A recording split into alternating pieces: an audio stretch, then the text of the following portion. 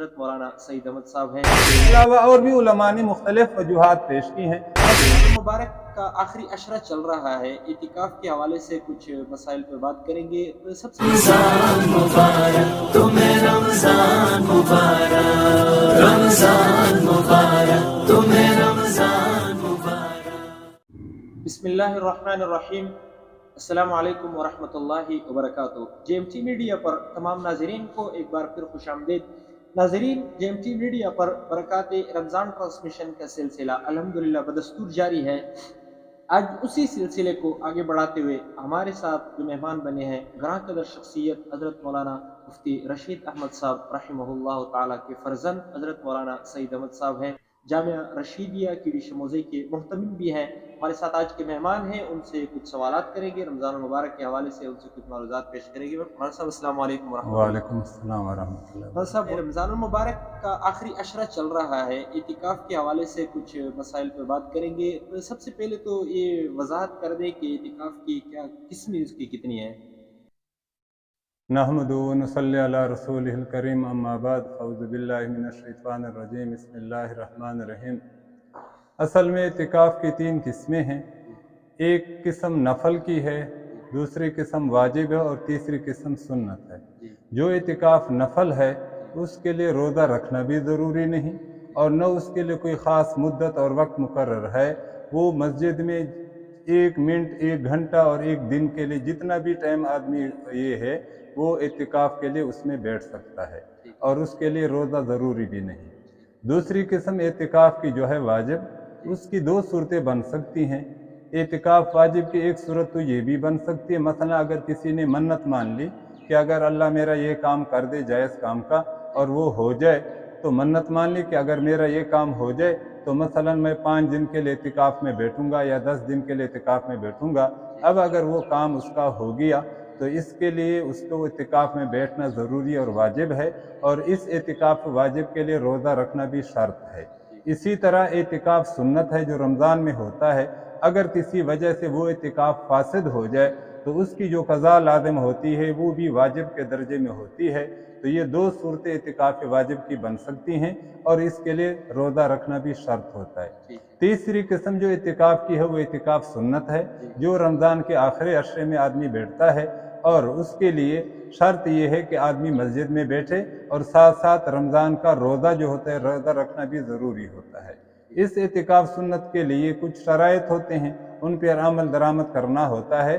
تو بہرحال یہ 3 قسمیں اعتکاف کی بنتی ہیں، اعتکاف واجب اور اعتکاف سنت. اس کے لیے تو روزہ رکھنا شرط ہے، اور جو اعتکاف نفل ہے اس کے لیے روزہ شرط نہیں ہوتا. ٹھیک ہے مولانا صاحب، بہت شکریہ.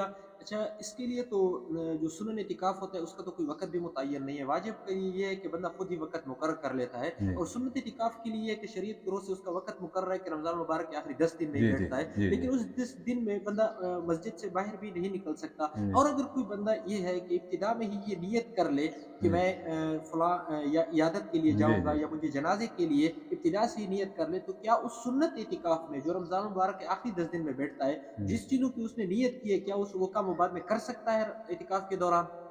اصل میں بات یہ ہے کہ جو اعتکاف سنت ہے اس کے اندر جب آدمی مسجد میں بیٹھ جاتا ہے، کچھ ضرورتوں کی وجہ سے اس کو باہر نکلنے کی اجازت ہوتی ہے، جس کو ہماری اصطلاح میں حاجت شرعیہ، حاجت طبیعیہ.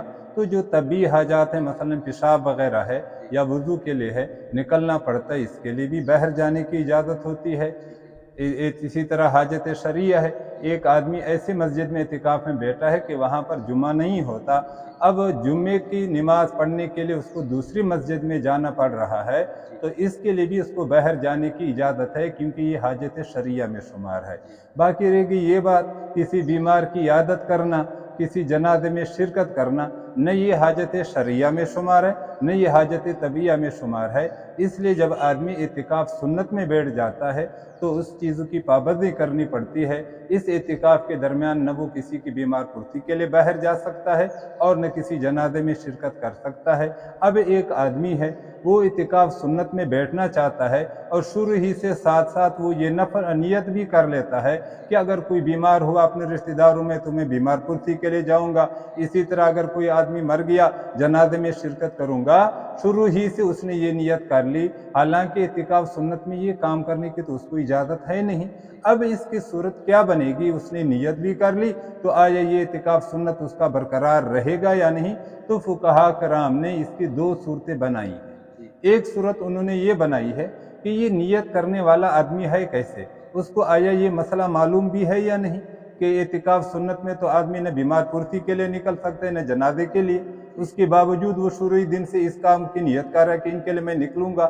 تو اگر اس کو یہ مسئلہ معلوم ہی نہیں ہے کہ یہ چیزیں اعتکاف سنت میں صحیح نہیں ہوتی، مسئلہ معلوم نہیں، اس وجہ سے اس نے یہ نیت کر لی، تو کہتے اس نیت سے کوئی فرق نہیں پڑے گا، اس کا یہ اعتکاف سنت ہی رہے گا۔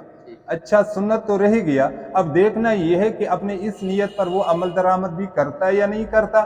اگر اس نے عمل درآمد کر لیا، اعتکاف سنت کے اندر ہی کسی کی بیمار پرسی کے لیے چلا گیا یا کوئی فوتگی ہو گئی اس کی جنازے کے لیے چلا گیا، تو اس کی یہ اعتکاف جو سنت ہے یہ اعتکاف اس کی فاسد ہو جائے گی، ٹوٹ جائے گی، اور اس شخص کے اوپر اس اعتکاف کی قضا لازم ہوگی۔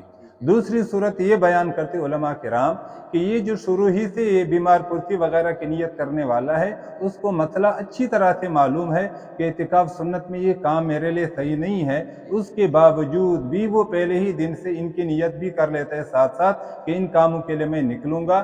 تو جب مسئلہ معلوم ہے تو اس شخص کا یہ اعتکاف سنت ہوا ہی نہیں شروع سے، بلکہ اس کا یہ اعتکاف نفل شمار ہوگا۔ اب اگر یہ نکلے گی تو اعتکاف نفل جو ہوتا ہے اس کی تو کوئی قضا وغیرہ ہوتے نہیں ہے، بس جب تک بیٹھا نفل اعتکاف میں ہوگا، اگر اس حاجت کے لیے نکلا بھی تو کوئی قضا وغیرہ نہیں ہوگی۔ ٹھیک ہے، بہت وضاحت سے آپ نے مسئلہ سمجھا دیا ہے۔ اچھا تیسری بات کی طرف آتے ہیں کہ اسی اعتکاف کے دوران اسی عشرہ میں ایک لیلۃ القدر کی رات ہے جو 1000 مہینوں سے افضل ہے، ایک بہترین رات ہے، اس امت کو دی گئی ہے، تو کیا وجہ ہے کہ اس رات کی تعین نہیں کی گئی، کسی متعین رات میں نہیں بتائی گئی کہ یہی رات ہے اس کی متعین نہ کرنے کی کیا وجہ اور کیا حکمتیں ہو سکتی ہیں؟ اصل میں یہ ہے کہ اللہ پاک حکیم ذات ہے، وہ جو فیصلہ بھی کرتا ہے اس کے اندر کوئی نہ کوئی حکمت اور ہمارے لیے فائدہ ضرور ہوتا ہے۔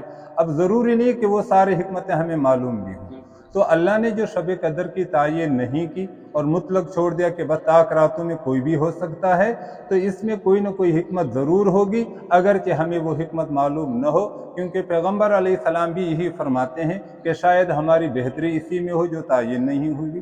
لیکن اس کے باوجود علماء نے مختلف جوابات اور توجیحات پیش کی ہیں کہ شب قدر جو تعین نہیں ہوئی اس کی کئی وجوہات ہو سکتی، اس میں کئی حکمتیں ہو سکتی ہیں۔ ایک حکمت تو یہ بیان کرتے ہیں کہ مثلا بعض لوگ سست ہوتے ہیں، اب اگر متعین ہوتا کہ مثلا 21 کی رات شب قدر کی ہے تو وہ ایک رات میں تو وہ بیٹھ جاتے، خوب عبادت کر لیتے، لیکن باقی جو طاق راتیں ہیں ان میں وہ سستی کرتے، خاص عبادت کی طرف توجہ نہ دیتے۔